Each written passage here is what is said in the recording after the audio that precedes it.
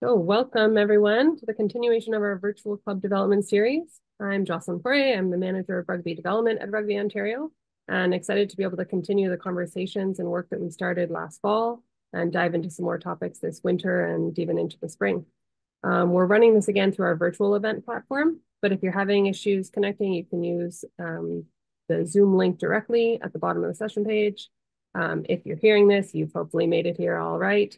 I've added that in the chat as well. So if you know anyone who's having trouble, you can help them out.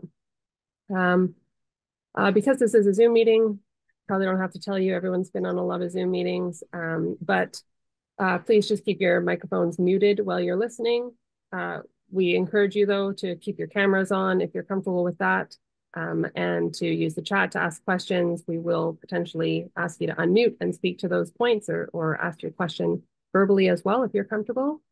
We are recording this, so for those who miss it, they'll be able to watch it later, or if you want to revisit anything, you'll be able to as well. And we're going to try and keep this just to an hour today.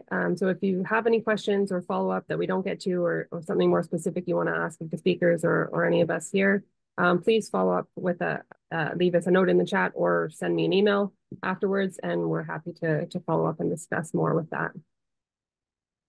All right, so we're going to start with a land acknowledgement. And we've got our office one here, Lauren will show, but I actually learned recently about the history of land acknowledgements, and that they were used by Indigenous groups who moved around seasonally and might temporarily live on or hunt, fish, otherwise gather food on someone else's land. So when they were on someone else's land, they would acknowledge their intentions in being there and sort of share gratitude for the landowner's caretaking of the land. So with that, I wanted to acknowledge that Rugby Ontario and our member clubs are situated on traditional Indigenous territories across the province, and we're grateful to the First Nations, Métis, and Inuit people who have been and continue to be caretakers of this land. Personally, I live and work in Gananoque, which is the traditional territory of many nations, including the Wendat, Anishinaabe, and Haudenosaunee people, and is covered by the Crawford Purchase of 1783.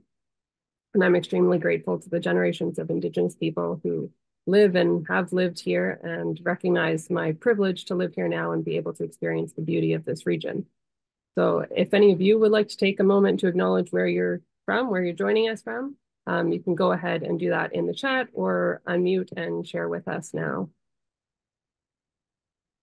Yeah, I would just like to also acknowledge that I come from a family of immigrants, dating back from great grandparents that traveled from Russia to England and then England to Canada, and also myself have benefited from the ability to immigrate to other countries where I lived in England, and just really recognizing and really respecting the lands and being a part of the positive change within that space, but also recognizing the pain that happens when you take up space. So I just want to acknowledge that I'm just very thankful to be on the lands here, and that we do have a lot of rugby fields taken up space that we didn't necessarily originally own, and that we're stewards of it now that it's here.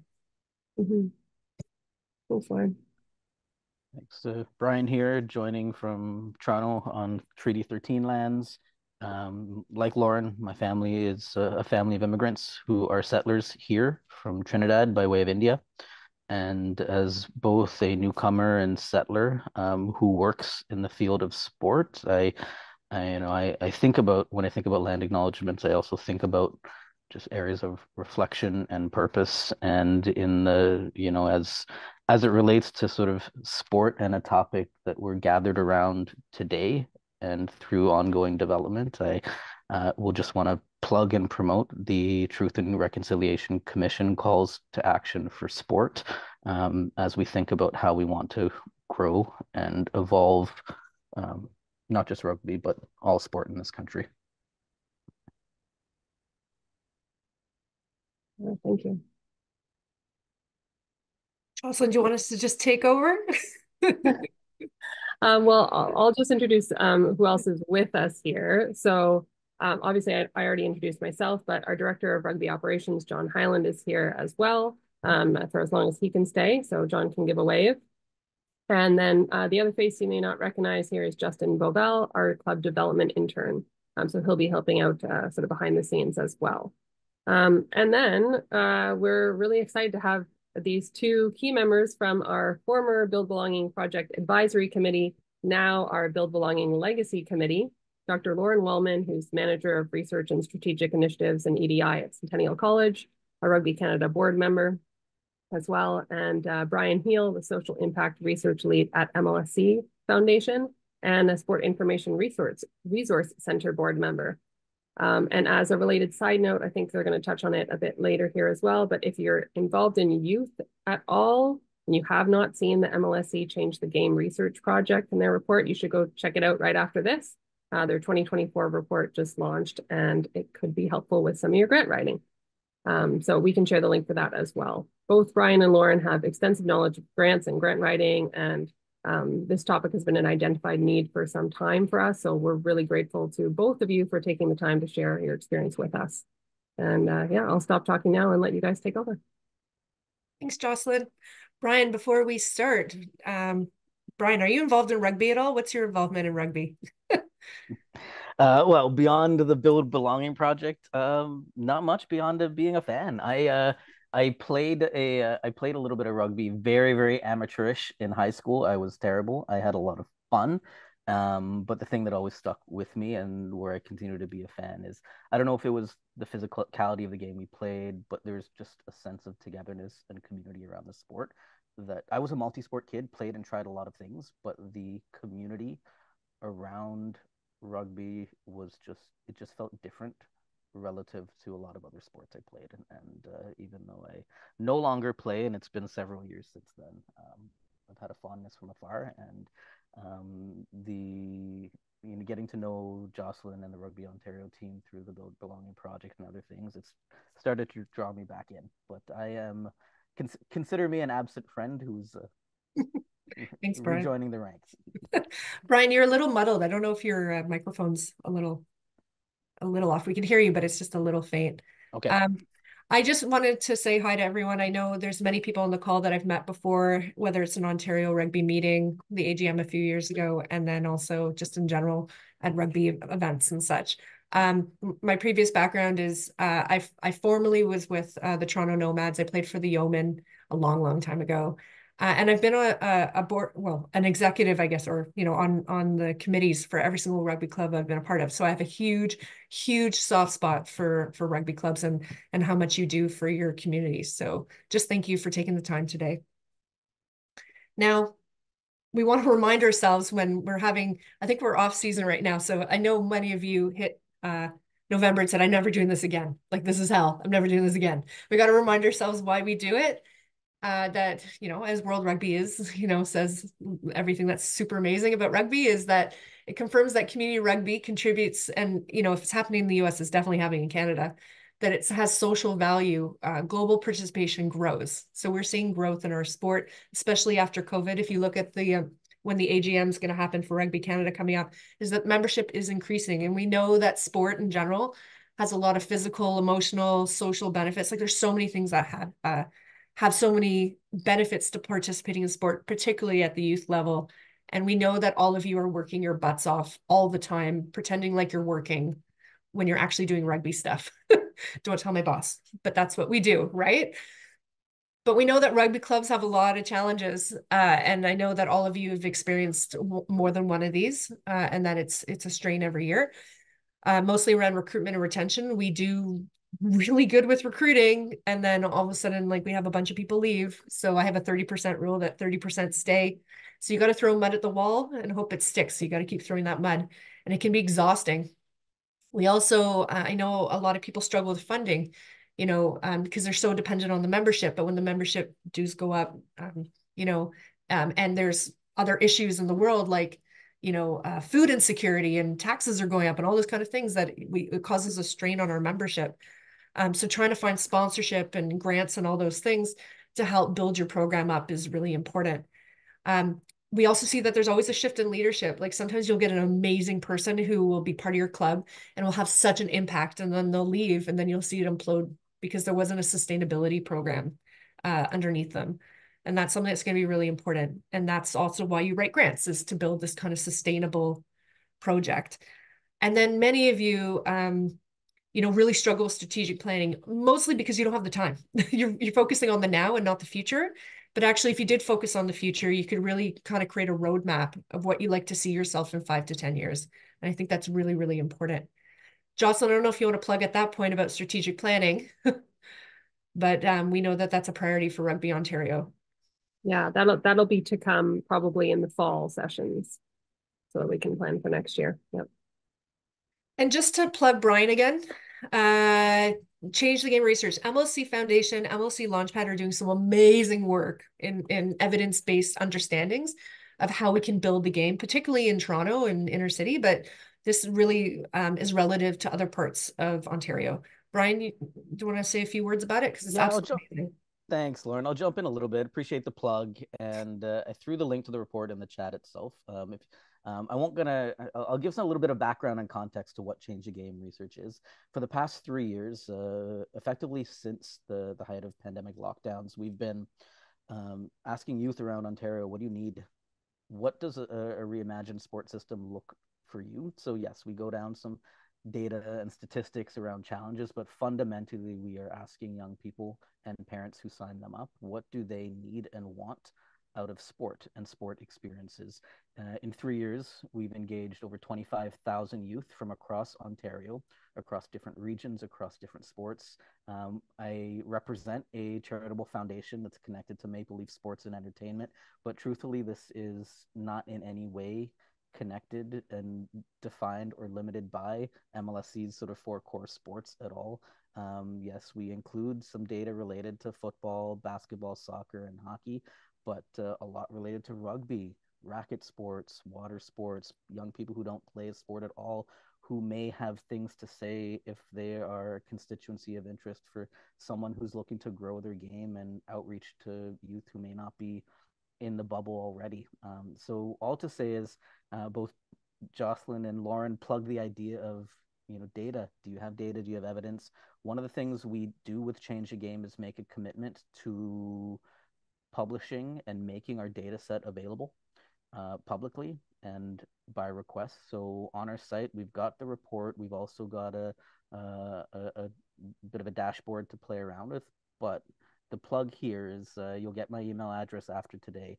If you are looking for data that we may have that you don't see online very easily, whether it's sort of rugby interests in a certain geography of Ontario or for a certain equity deserving group, we've got a lot of data that is that can be requested, and just reach out.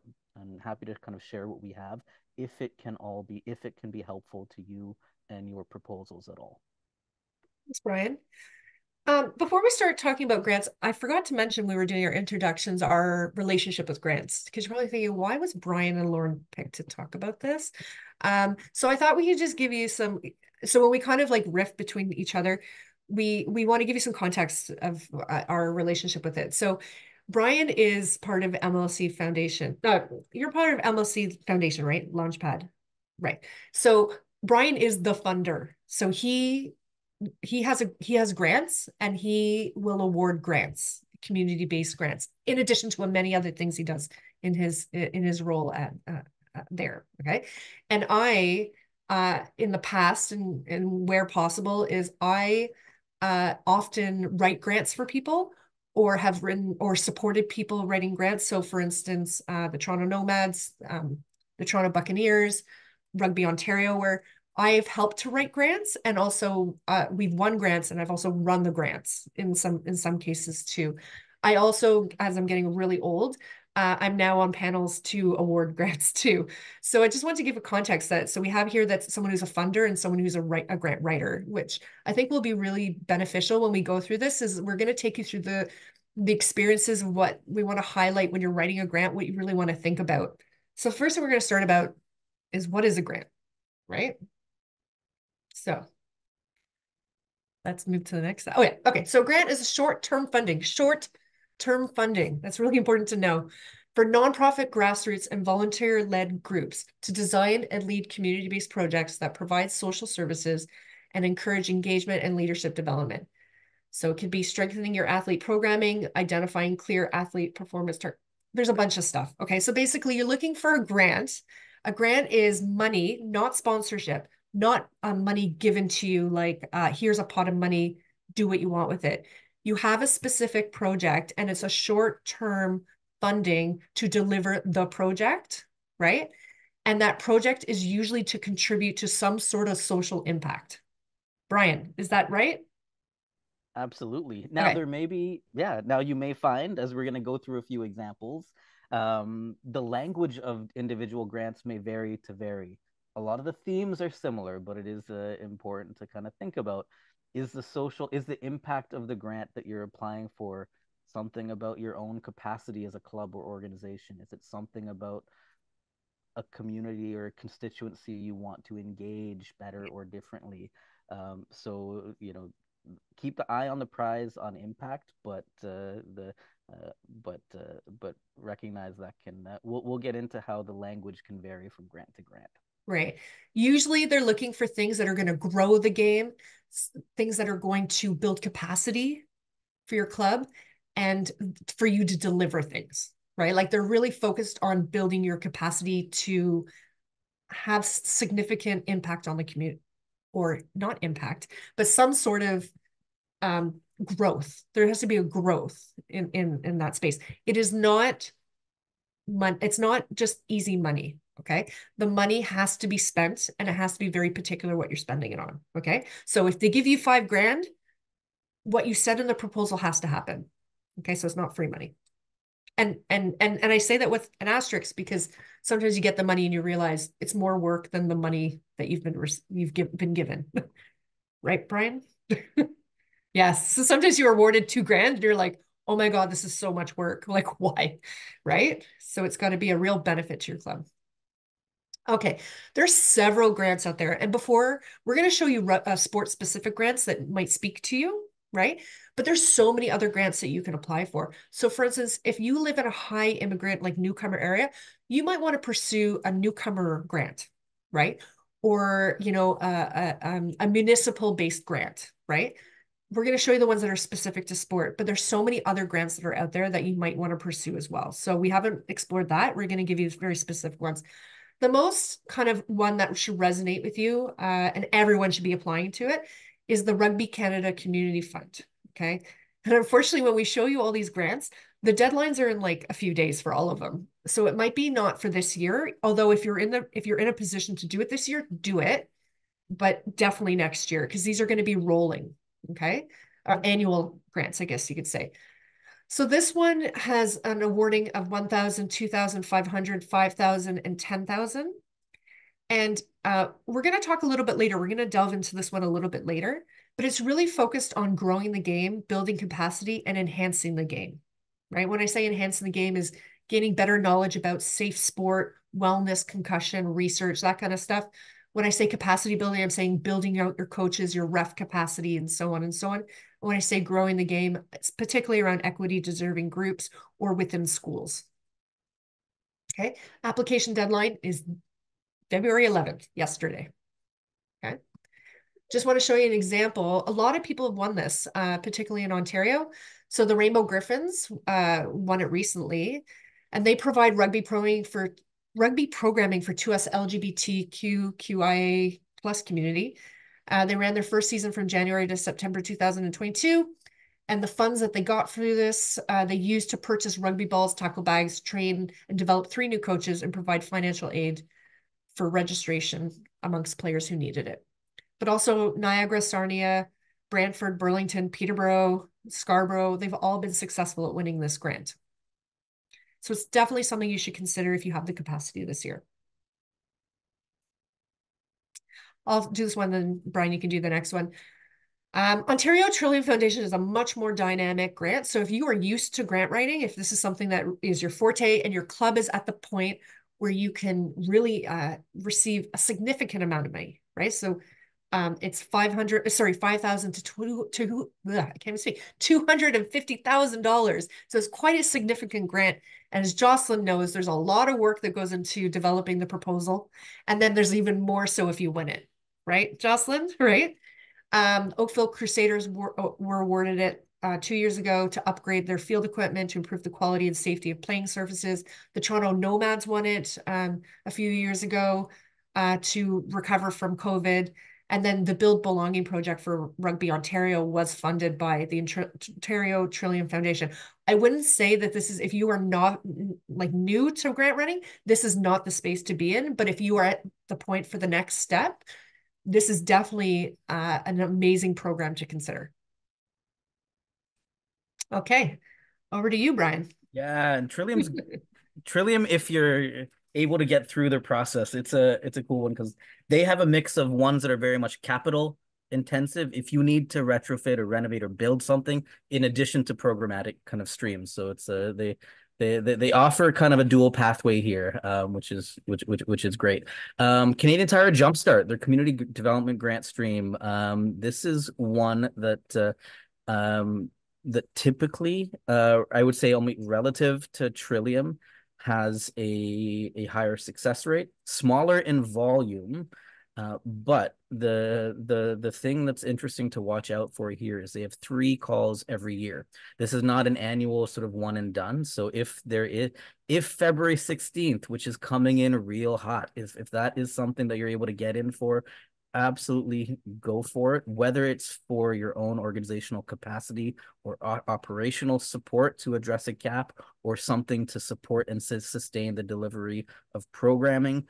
If you have an idea, then go for it. But if you miss February, they're coming around again in 4 months after that. So it's Brian. Yep. For this one, I just wanted to highlight, just because I know about them, but there's many more that did it, is, for instance, the Toronto Buccaneers won it a few years ago, and they ran rugby programming indoors off season for youth, right? And they used that funding to help certify some coaches and also to provide accessibility for inner city youth.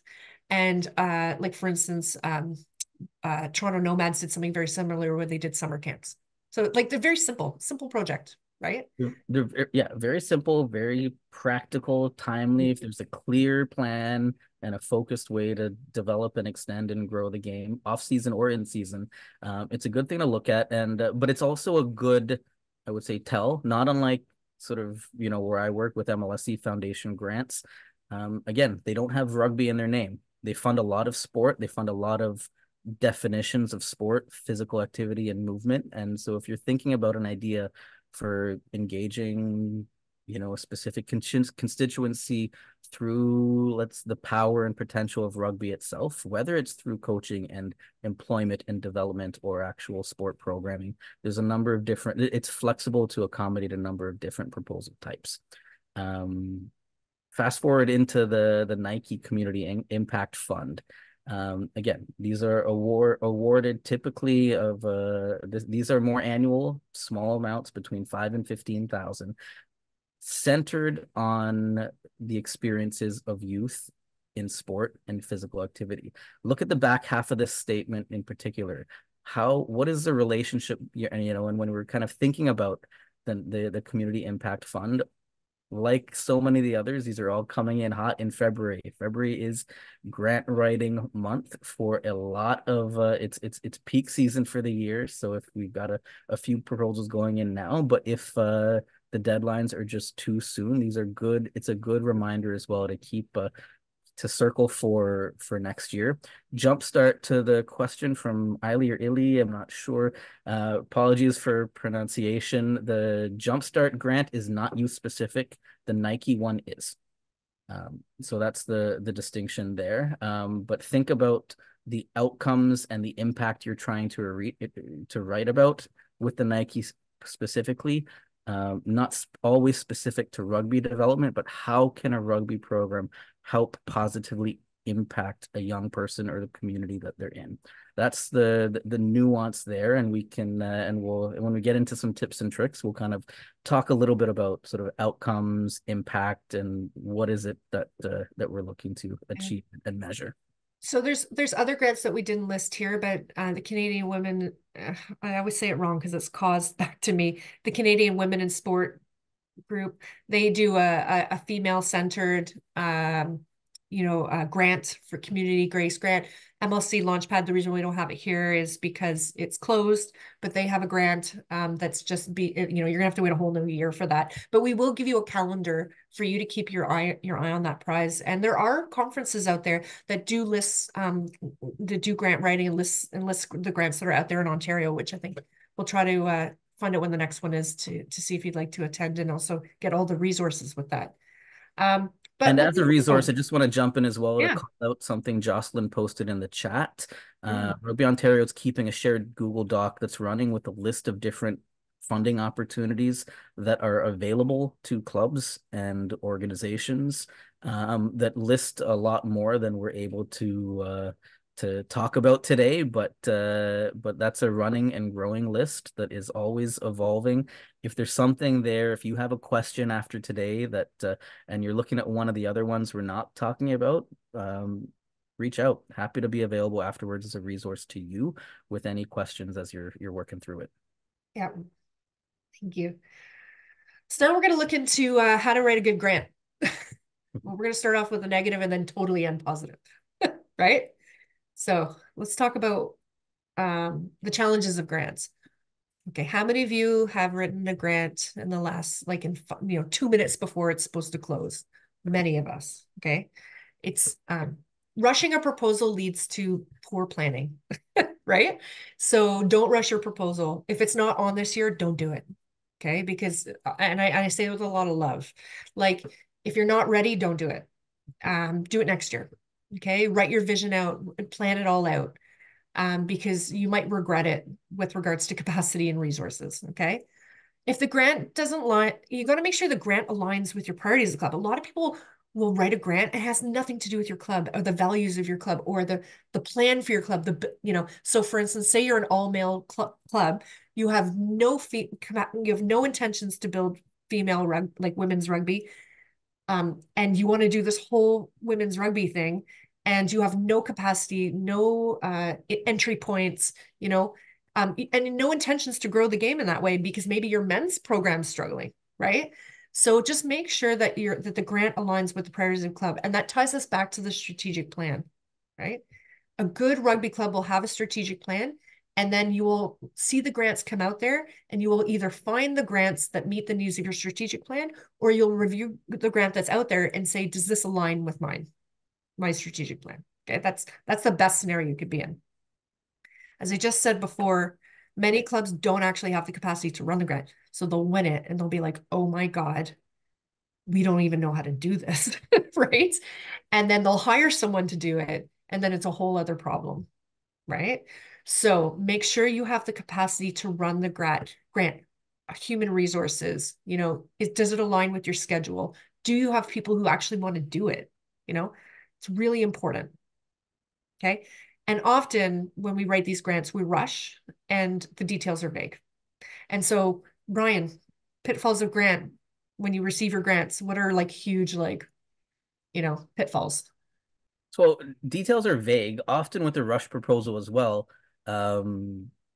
Just the finishing touches sometimes read a little bit sloppy. Spelling is off. You can kind of see who's kind of just been racing to the finish. And but I think I want to kind of double down on your point about there's truly rushed and there's also the appearance of rushed. You want to convey an argument that to the funder, to the selection committee, to whoever's reviewing and evaluating the proposal, that it's a thoughtful idea, that you've been thinking about it. When you have an existing, say, club strategy or set of priorities for the club that you can point back to and say how this aligns with that, it tells a signal to the prospective funder that these are issues. You may be writing this now, but these are issues that you've thought about and have put some time, maybe engaged your other volunteers, participants, your community to kind of think through what does the club want to be focusing on the next 2 to 3 years.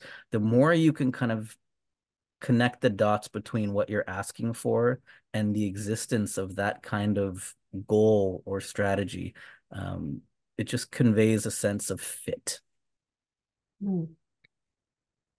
Oh, nice to see you too, Leanne, from the Toronto Nomads.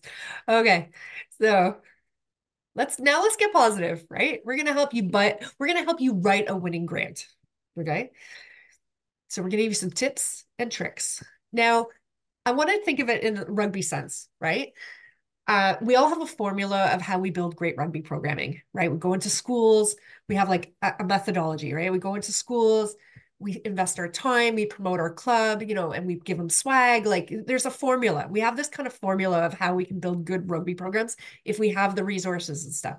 Think of grant writing the same. It doesn't matter which grant you are applying for, there's a formula to do it and do it well. So we're going to give you those tips.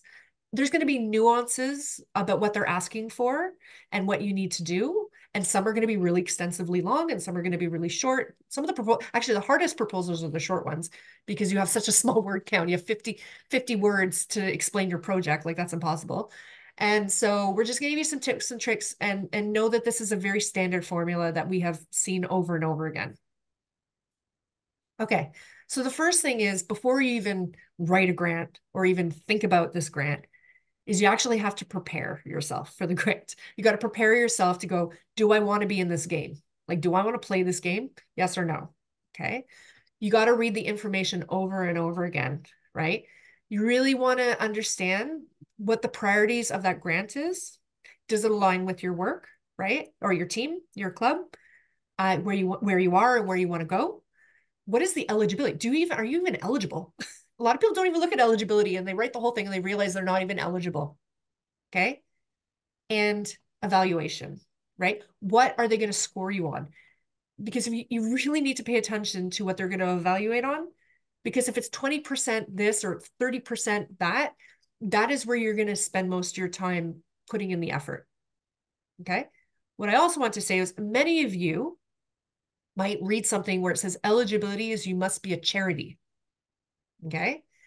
Don't freak out and don't knock yourself out of the running. There are many ways that you can get around that, which is like for Sport for Ontario can give you their charity number. Like there's a process for it, or Rugby Canada can do a process for that. Rugby Ontario, do you have this similar kind of process? Jocelyn, do you know? It might have to go through Rugby Canada, but we could connect and probably help you out as well. There's many options that, so whenever it says you must be a registered charity, don't fret, contact Rugby Ontario, contact me, and we can take you through that process. You can still apply for that, okay? Sport Ontario declined to do that for MLSC. Rugby Canada never responded. Ian Carter, I am so sorry to hear this. We'll find an alternative. I'm surprised that happened, so we need to figure out a pathway for you, okay? And there's other people who will be your trustee as well. It's called a trusteeship, right? So we really have to spend some time to understand your club, right? Sometimes you're the finance person or the fundraising person. They're like, find a grant. You're like, yeah, I'm gonna look for this grant. You are just on the executive. You just joined. You might be like 2 years into your club, and you really don't know like what the history of your club is or where your club's heading. Maybe you've never had that discussion as a club. So you really need to maybe spend some time with your executive to really think about who you are and where you want to go. Okay. Don't rush. We can we repeat that like 6 times? Don't rush this. As Brian said, that leads to the spelling mistakes. It leads to like horrible budgets, things that are not feasible, and so on. So don't rush, meaning it's February 11th, right? What is the chances you can actually write a good grant in 2 days or 3 days or whatever that is? What are we? I don't even know what day we're in. But you know what I mean? Like, is it worth it this year? Maybe not. Is it, can you do great? Can you do 3 great ones next year? 100%. Okay. So don't rush. Brian, I feel like I said to you we were going to alternate points, but I've totally monopolized You've been on a roll. You've been saying a lot of good things. I might just chime in with a bit of like a non-rugby analogy to kind of, one of my, the Food Network is on the TV in my home a lot. And there's a show that's, and, one show we watch a lot is Beat Bobby Flay. It's a competition show where contestants can go up against a celebrity chef. They have to go up against each other, making a dish out, and where the host presents an ingredient and the competitors have to make that ingredient the star of their dish.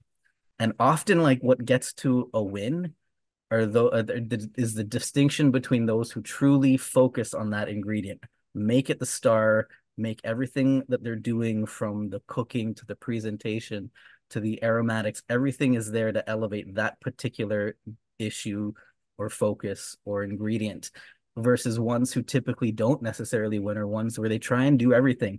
They make a fantastic dish and meal that incorporates that thing, but it's not truly the star. The analogy here is that when you're thinking about kind of, if your grant, if your proposal, if your idea is that thing, what is your focus? What is your secret sauce? What is your ingredient that everything can rally around? Whether it's the description of what you're going to do, how you're going to deliver it, does the budget line up to kind of focus on that thing? Does how you measure and report back on the thing, are all roads pointing to that sort of priority or area of focus that you really want this to be? Because I think that if we're talking about tips from a reviewer's perspective, a lot of the applications that really stand out are ones that really understand and convey a sense of focus and are not trying to do everything. Because it might be confusing, because you might read from, whether it's sort of Jumpstart or Trillium or any of the other large funding bodies, they may list 5 or 6 different things that they consider a priority. It doesn't necessarily mean you have to hit all of those boxes. If you're focusing on 1 or 2 and doing them really, really well, that sometimes stands out more than applications that sort of seem to try and do everything, but really convey a sense of, we're a mile wide, but really an inch deep. Yeah, thanks, Brian. And just as practicality, like say I'm looking at a new grant, usually I'll print it out. I get my highlighter and I highlight keywords. Like I highlight what's important to me. So I might look at, the aim of the project, like of the grant, the deadline, what's required of me, and I might deselect myself after that, reading those things, right? So sometimes it's really good just to print it out and just take a moment and just a coffee and just read it. And I don't know what other methodologies you might use, but that's one of the best things you can do, is just sit down with it and start writing. Right. The other thing too, I've seen where you have someone who's like gun ho, like, yeah, let's do this project. And you come up with like this intricate plan and your executive don't agree with you or they don't see it as important, or they don't care, or, it can't be led by one person. It has to be a club thing. Okay. Oop, just joking. Going backward in time. Okay. So we prepared, we printed it out. We know what we want. We know this is the grant for us. Okay. This is important. So how does oh, my kid's running in here. Out. Okay. Say hi. Okay, go away. Okay, so developing the project idea. This is really important. You should be taking a lot of time to actually think about. I think Brian really took us through some key points here. But how does your idea align with the grant priorities, right? So you have to, like I said, you're highlighting, you're looking at what they want from you, and you got to make sure that your idea actually aligns with that. Right? Be creative, be innovative. Okay. Brian, how many grants do you receive that look exactly the same? And a lot. And also, I think it's important to know that the world is small. Sometimes we all wear different hats. And Lauren gave the example earlier that, she's on the board of Rugby Canada, but she's also applied for grants. She's on review panels for other grants. Same thing. I'm reviewing applications right now for our foundation grants, but I join review panels for other things. And it's not uncommon to see the same application go to every different thing or similar variations of it. And it's where it doesn't feel like you're programming something new, but you're trying to, what we call, kind of, fill the bucket of something that you're already doing, which is not necessarily bad, but I think it's when you think about kind of your focus, your priority, if there's something that's focused on, say, growing the game or doing something new and different, think about what it is that you're doing to sort of take a shot at something new. Yeah. And so when you're writing that first paragraph, it's going to be a pow, right? Having something that's going to make they're getting hundreds of applicants. Why are they going to look at yours, right? Like something that's fresh, that would be ideal. Feasibly fresh, right? So find the balance of feasibility and fresh, right? The project should build capacity, not drain it, right? I think that that's really important, whether it's human resources or it's financial resources, or it's you have no fields, or like whatever it's going to be. It shouldn't cause you more pain. A lot of people don't do that. They have this vision of this perfect scenario, and really it's actually going to hurt you in the long run. I mean, I'm sure there's people here who have received grants before and are like, oh my God, that was a lot of work. Brian, you put this one, the difference between outputs and outcomes. I love this one. Yeah, and language may show up differently from grant to grant. So I like the language of outputs and outcomes, but fundamentally, I think there's often in most grant applications of most kinds, there's often a question somewhere that that gets at sort of your perspective on how you're gonna sort of measure or evaluate the success of what you're doing. Sometimes you'll see the language of, say, reach or impact instead. But the distinction that between the two is often how many people, or what is, more like count based. How many people of what kind of constituency are you serving and reaching with this proposal versus, say, what is going to be the difference in their lives afterwards? How are you impacting upon them? What is, whether it's through coaching or match official development or bringing them into sort of the game or building a community through the sport of rugby, whatever the thing is, the distinction being, are you able to speak to who and how many you are going to engage in this thing, and what are the benefits to them for participating in your program? So, Brian, I love that. And so to be clear, outputs is numbers. So like what is gonna, like, what are the literal things that are going to happen? You reach 200 kids through this camp, right? What are the outcomes? That they're going to feel a sense of belonging, that there's a safe space to play, that they have access to sport, like that, and then impact is 10 years down the line, it's going to have social impact of like higher education, like leading them to leadership roles and so on and so on, right? I think you need to find the healthy balance between the three. You hope for the impact. You hope they have to walk away with something. And the outcome shows you like the basic numbers of, is your project working the way that you intended it to work, right?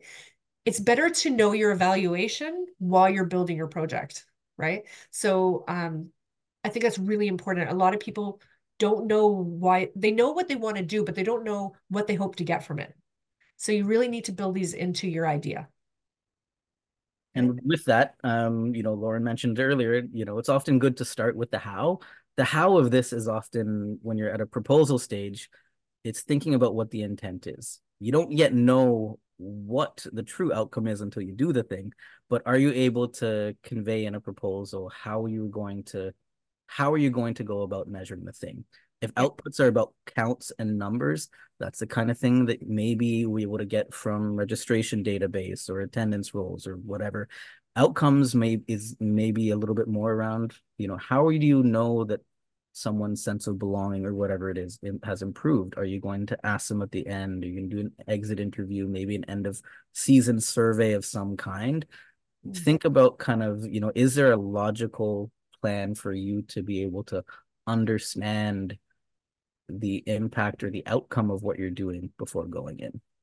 Yeah, I've seen a lot of programs where they're like, we brought 200 kids in. And you're like, how many registered after that? I don't know. and it just went into thin air, right? Like, you want to be able to capture that so you're able to use that. So this is the other thing. You want to use that information just not to make a great grant and be able to show that you had an impact. You want to be able to use that information for your club to build upon, which is around the sustainability of using a grant as a seed grant. We often call them seed grants because you put them in the ground and then they build their roots out and becomes a sustainable program that you use to build your club, right? It's a seed. What I'm really passionate about, as everyone knows who's here, maybe too much annoying, is ensuring that your EDI efforts are genuine and appropriate. So yes, do grants want you to focus on those that are not participating or those that don't feel safe within the space? So equity deserving groups, 100%. Okay. Why? Because it's important, because we know that sport is not inclusive and necessarily accessible. We know that. We know that there's so many benefits to sport, but not everyone gets an opportunity to participate or even feels comfortable doing it. That's clear.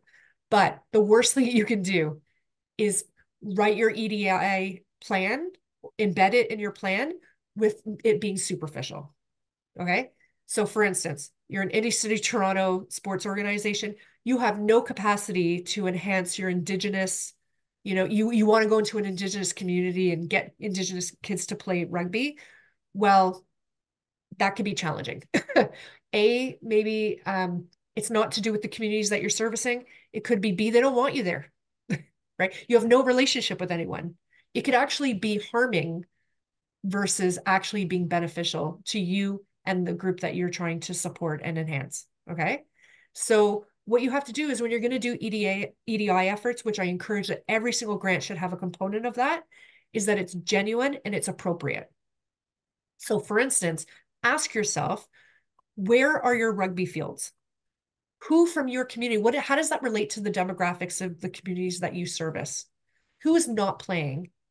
And then designing programs to service those needs based on those needs by asking those needs, right?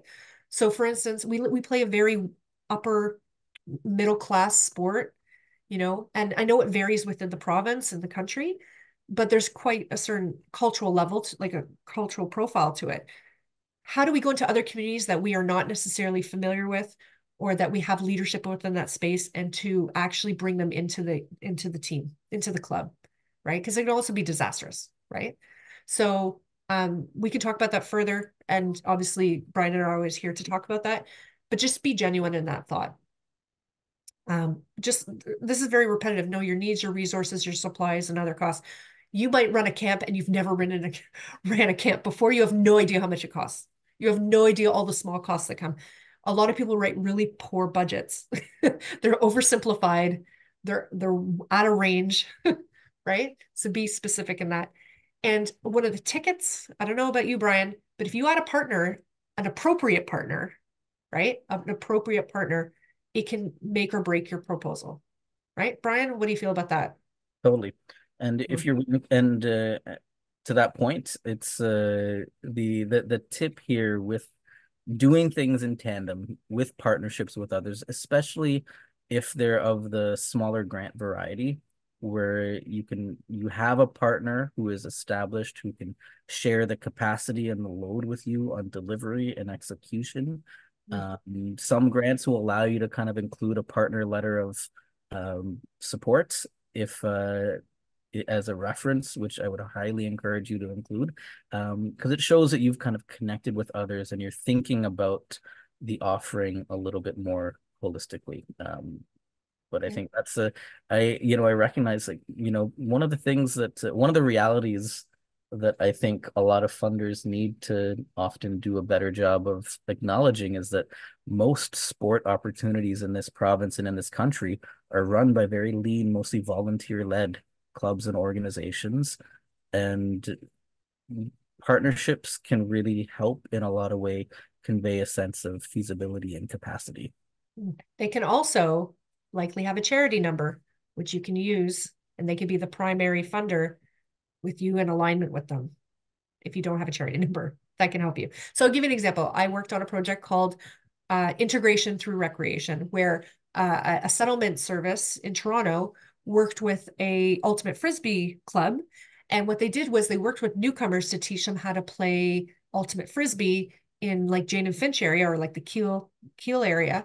And what they did was they used sport as a means to work with young people to make them feel more comfortable in Toronto. And then what they would do is they would kind of spread out those, like extend those services to settlement services and like getting to know Toronto and so on and so on. So you can see how it benefited the Ultimate Frisbee team, because they actually built their membership out, right? And also that they built a sense of community by using sport as that kind of platform, right? And I think as partnerships too can also provide interesting examples or case studies when you're proposing to someone who might not be a traditional sport funder, say United Way or a government body like a Trillium or someone else. Just by way of an example, MLSE Launchpad does a lot of sport for development partnerships. Before we really opened our doors, we wrote a proposal with that was sport as using kind of the role of sport as part of like a cooking and food employment program where we partnered with a group called Food Share, who was running a program that was geared towards people's jobs in the food and beverage industry. And the tie-in to sport and what we were trying to do was that the kinds of life skills that someone can develop through sport, things like fast-paced decision-making, leadership, teamwork, and sort of communication in small groups, are the kinds of things that one needs to thrive in a fast-paced commercial kitchen. And again, not necessarily focused on the game specifically, but how the game are contributing to kind of grow the economy and community of youth as a who's through your role as through the sports role as sort of a secondary part of the partnership. You're introducing sort of exposure to the game, to the sport, for people who may not have had a chance to try it before. Yeah. Thanks, Brian. And there's so many, and then that shows you also the flip of the grant. You don't necessarily have to chase sports grants. You might chase, immigration settlement grants or art grants or whatever it is in relation to the community partner also potentially you're working with, which could really benefit you too. Okay, our last kind of major pillar that we wanted to talk about is developing the application. Just some tips. Clearly define your project and make sure it's feasible. I think we said that about 6 times already. So we're going to say it again. Tell a compelling story. Like we were just saying, I always like to start off my proposals with like a bang. Like I always imagine the funders like on a roller coaster, but they're waiting in line. Do they want to be on the ride or not? Right. So like, how are you going to bring them into the conversation? Usually love starting with like a massive stat that really will jar them or something that's really going to wake them up in that first sentence. Right. I love this. I always say, Brian, you wrote this, but I always say like, write like you're writing to your grandmother. Like if your grandmother can't understand it, then no one's going to understand it, right? Write for strangers who might not know you or know rugby. We talk rugby talk. And that can be problematic because we're kind of in a bubble sometimes, right? Brian, anything? Yeah, and I just think it's important to like try to avoid acronyms, industry specific, sport specific jargon wherever you can. Because even though you never quite know who actually sits on the kind of review panels and the selection committees for these grants, often funders, ours included, will engage sort of youth and parents and people from different lived experiences in different communities who may not have a whole history in one sport. But if you're applying for, say, a youth grant, it may not be, it may be common for there to be youth reviewers on the panel reviewing your grant. So you think about kind of the language of someone who may not necessarily be immersed in the world of rugby, but who may be part of evaluating whether this proposal sort of fits or not. Yeah. And setting measurable outcomes and impact. Child's here again. Go away. Okay, nice. Okay, sorry, it's bedtime. Okay, setting measurable outcomes and impact. We've talked about that too. You really want to be clear about that. You want to be very specific in your application about how you're going to achieve things, what achievement looks like, what your objectives are, why you're doing it. Justifications are really important. Copy edit. I'll tell you a story. I wrote a research grant for when I was doing my PhD and I spelled my professor's name wrong.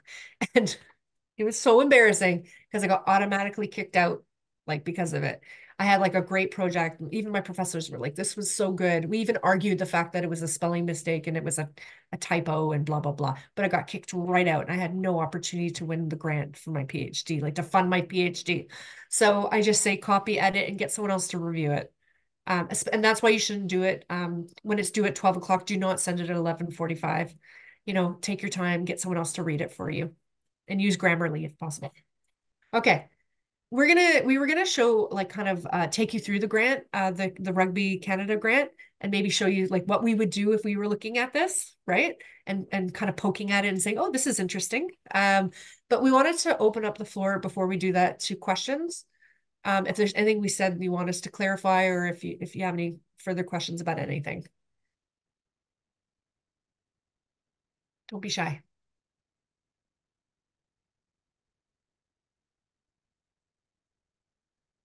Leanne, anything? No? Brian? I do have a question. Yeah. It was kind of about something you said earlier in terms of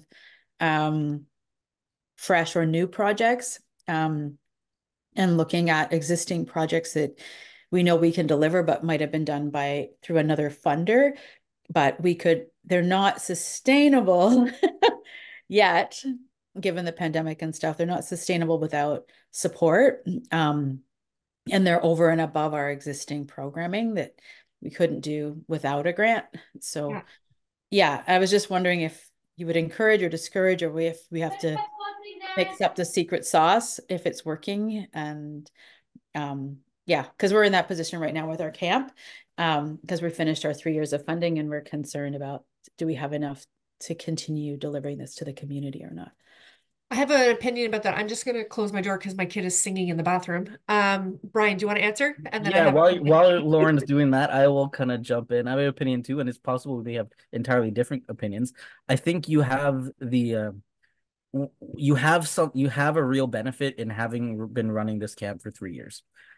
Presumably, you would have some lessons and insights on what it's taken to run this camp over the last 3 years, what successes, what's been hard, what are you talk about sustainability, what continued gaps do you have or see?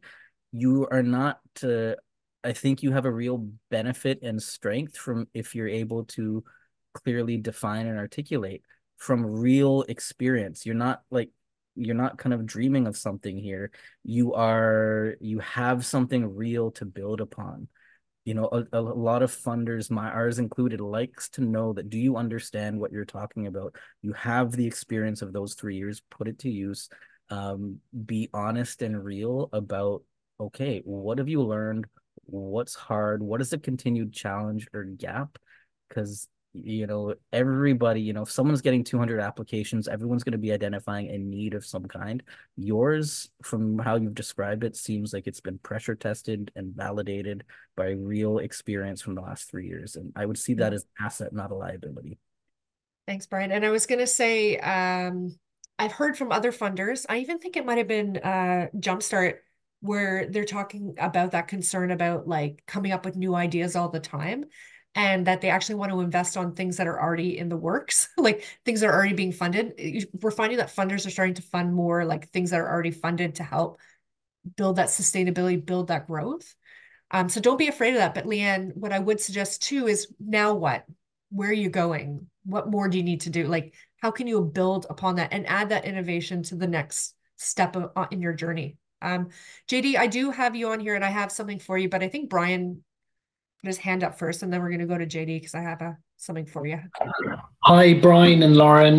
Thanks so much for having this, and it's very informative. My question is about the history of previous applications and how much they'd weigh on, let's say, the current application. For example, a poor submission previous year, would that be frowned on, let's say, applying again the next year, where the application is not even reviewed, and that type of legacy would impact the submission? And then a close submission from a previous year, is there feedback given on those applications if you were just missed out, to help you improve on your application for the next time? Yeah, great question, Brian. And Lauren, I know you had a thought on JD's question, so maybe I'll kick off this one. Yeah, go for it. Yeah, Brian, I think the answer is maybe sometimes, but not necessarily.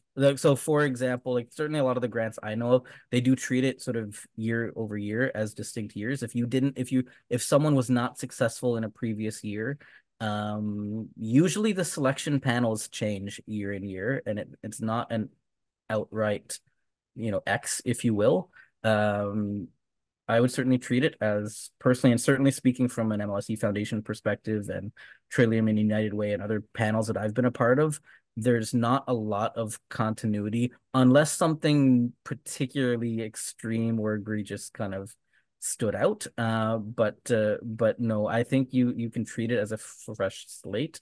On your other question regarding feedback, most that I know of make it available, often on request, though. It's not necessarily an offer up from the start, but if if you were unsuccessful in a round and you are interested in sort of constructive feedback about sort of the scoring or the evaluation, big recommendation to reach out to whoever the contact person is on that grant. Most agencies and foundations that I know of document feedback and are more than willing to have those conversations. Thanks, Brian. I was going to say two things. One is off season, so not in the high season of grant submission. You could even contact them and you might want to talk to them about your idea. Like you might want to, like you would go for a job interview. Sometimes you might meet someone for coffee and ask them questions and stuff. Sometimes a funder will spend some time with you to give you some tips on how to write a good grant. The second thing is they often run webinars before grants are available to give you like a Q&A, and you can ask as many questions as you want. They'll present it to you in a digestible way, and then you'll hear other people's questions or your own, and you'll be able to ask those and have that opportunity to ask those kind of intricate questions that you might have in your mind that will help you answer for the proposal. Brian, do you do something like that for yeah? Yeah, we'll usually do some kind of webinar ahead of time as well. Yeah, they won't speak to you like a week of the proposals due. But if you're like 3 months ahead, they might take the time to talk to you if you're genuine. JD, I want to talk. I think it's a really fascinating comment. And Brian, you can comment afterwards about this. So, senior rugby, like adult physical literacy, like physical education, or what's the word? Wellness is actually a major issue. There's two things about this, especially coming out of COVID. Activity in adulthood is really, really important, right? And, obviously has an impact on preventative health and like our long-term care and all that kind of stuff, right? But also we know that people are living longer. People are also playing sports for longer, actually. My husband still plays, he's 47. So we see that masters sport is booming right now, right? So what I say to you, JD, is yes, most people will look at sports because of positive youth development. The social outcomes of sport for youth is such a huge impact on their life and the development long term. That doesn't mean that you can't find grants that really speak to just social development, which adults is going to be a fundamental component, particularly as we're dealing with like men's mental health and so on and so on. There's a lot of, and that's why I call to you to look at other grants that might benefit you that you didn't even think of, or that you make those connections about the topic. So for instance, like I just said, men's mental health, you might want to look at JAC.org or other organizations or other government grants that are out there that are going to speak to some of the topics that you're interested in that don't necessarily have to focus on youth sport, right? I think that that's really important. Like even the Trillium Foundation might be something, you have to just build a good rationale for it. Brian, do you want to speak to that too? Yeah, completely. Trillium and Jumpstart too are two that don't necessarily that have non-youth streams or that go well into adulthood. I think where there is but even like when you get into sort of other non-sport sort of ministries of government like immigration and settlement services or others, I recently learned that Toronto Hydro is a huge, and Hydro One in Ontario, they're huge funders of like coach development pathways. They do a huge relationship with the Coaches Association in Ontario and others. And it's not a relationship I knew existed, or a corporate interest I knew existed before like 3 months ago. But there's always, I think I totally agree with the sentiment. And truthfully, I think the youth angle is from a corporate partnership perspective is often associated most with specific professional team brands, MLSE included. We go up to 29. We typically prioritize youth. Even like the Nike Fund or kind of these large brands who are really interested in growing games from like, childhood to life. Whereas, others applications that we've talked about, like with Canadian Tire, Jumpstart, Trillium, different ministries, non sort of rugby to rugby sources. There's so many or to local United Ways. There's a lot of, or community foundations, community health center operations are getting into a social prescribing game with and there's a lot more sort of, I would say, policy and investment happening at sort of government and institutional levels that are positioning sport as a means to achieve wellness outcomes that are realized in areas from health to mental health. Yeah. And we're seeing a lot more of those ministries and institutions funding play initiatives almost as if it's a public health intervention. And it opens up a whole new world of potential sort of referral sources for funds and resources. Brian, I think you hit it hard. Like, for instance, we know in rugby in specific, a lot of women, when they have kids, they leave, right? They leave the game for quite a period of time, maybe returning when their kids start playing, unlike mine that doesn't play. But, I think that how do we bring women back into the game? Maybe we have to modify it. Maybe we have to create childcare. Maybe we have to change the game. And I know Karen's here from the Guardian Angels, who modified the game to make it more accessible, to make it more appropriate for the target group that they were reaching, which was older women.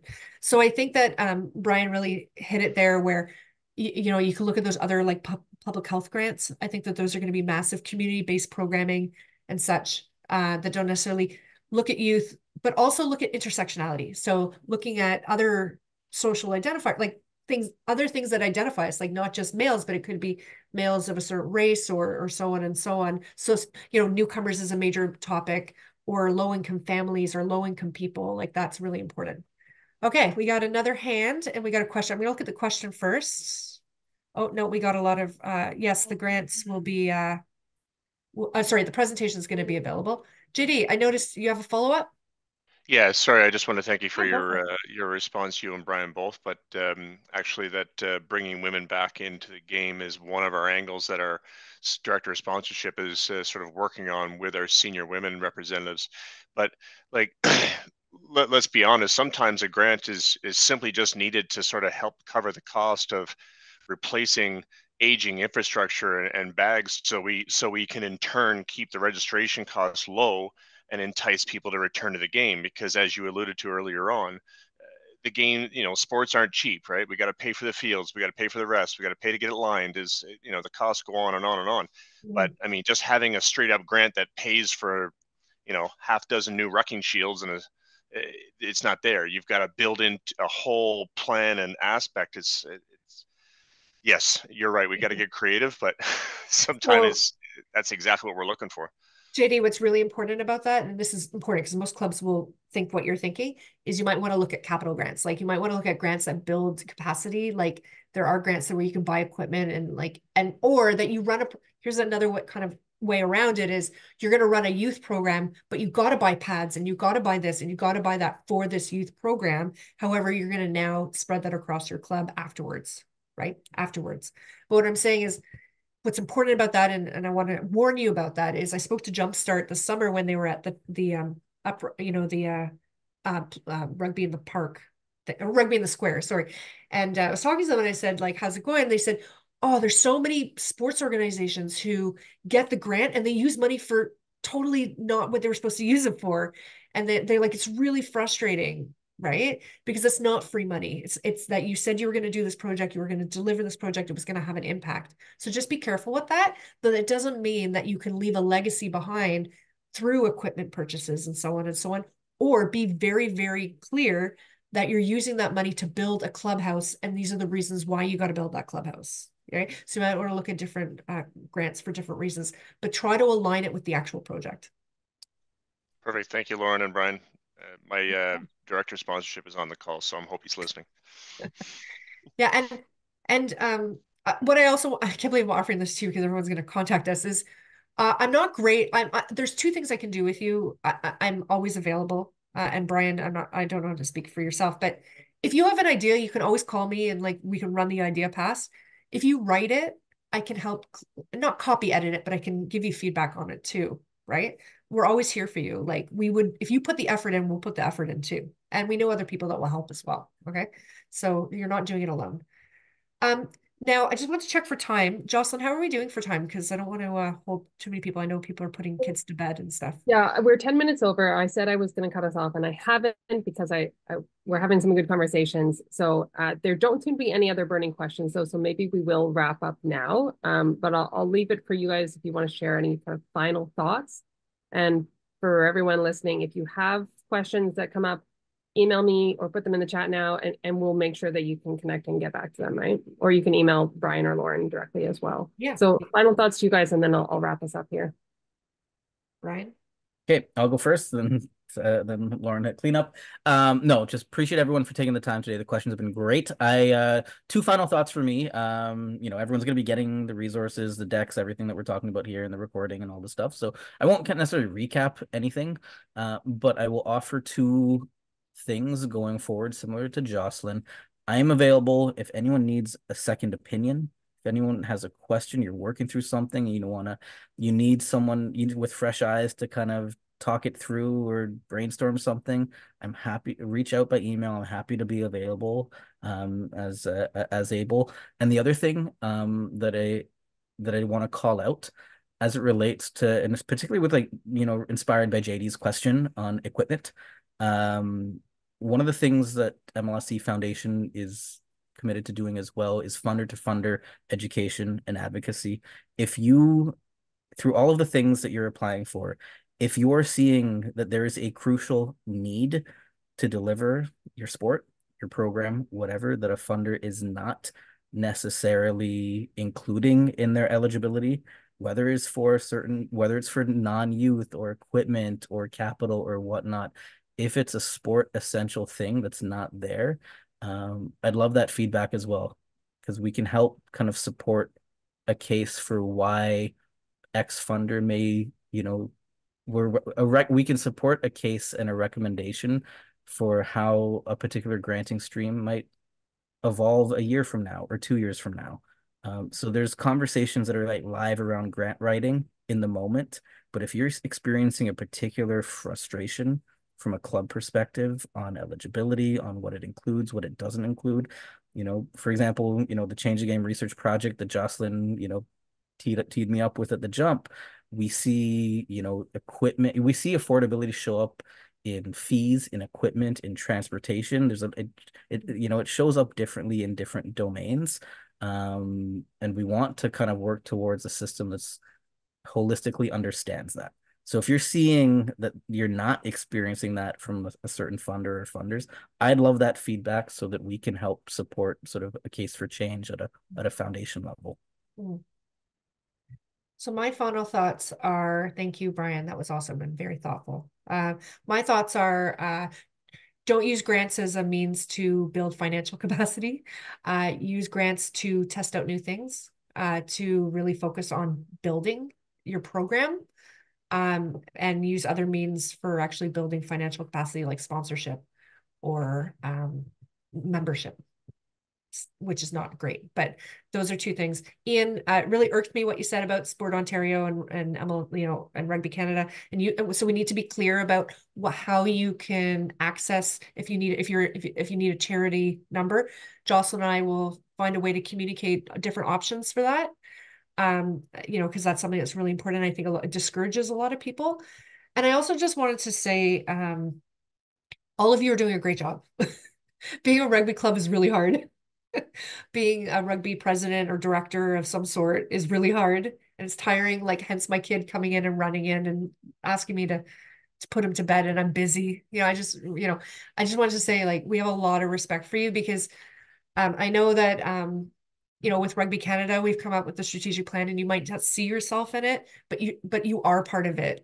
This is all part of a huge ecosystem and it starts at the bottom. So I just want to say you're all doing an amazing job and we wouldn't be here without you guys. So I think that that's really important for you to remember how hard it is to be a rugby club, but that you're doing great. That's where I leave it. Well, big thank you to Lauren and Brian for taking the time and sharing so much with us. I know I always get little bits from talking to you, and I'm sure everybody else took away lots and are brainstorming away now. So thank you to every one of you who joined. Please continue to spread the word about the series. We will have all of these recordings up on the event site. So if people missed it and they want to join, or they didn't realize what it was about, please share. If you've got more questions, as I said, connect with us. And then we're back in 3 weeks exactly, February 26th, with our next installment. The plan is to talk about ONCA compliance. We will confirm that hopefully very shortly. But that's our plan for our next one. So stay tuned and have a really great night. Thanks, everyone. Yeah, thank you.